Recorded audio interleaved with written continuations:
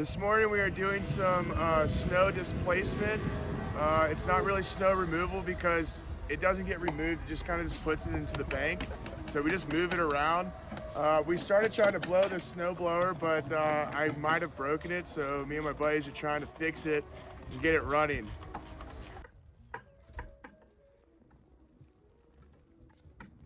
Business has been pretty slow considering all the roads were shut down and some of the hills were shut down, but you know, we totally get it because you know, the roads haven't been that safe, so we don't really want people driving around and all that sort of stuff.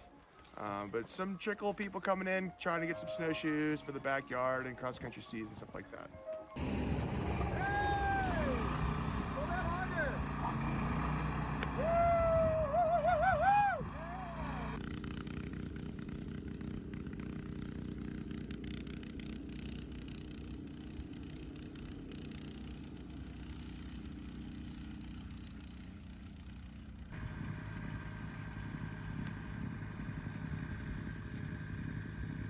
We definitely thought, you know, maybe there was a little too much hype at first, the first like 36 hours.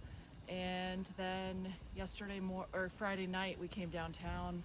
It was definitely a blizzard and we woke up to a lot of snow yesterday and it never let up. And our dogs are having a blast, our neighbors are having fun, everybody's snowmobiling and skiing in the streets.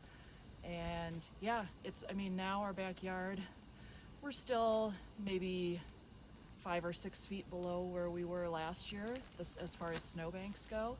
But yeah, we went from 0 to 100 pretty fast.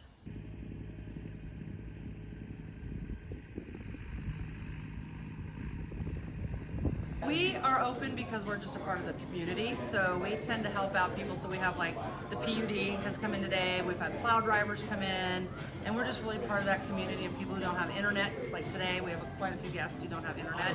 So we want to be open for the community.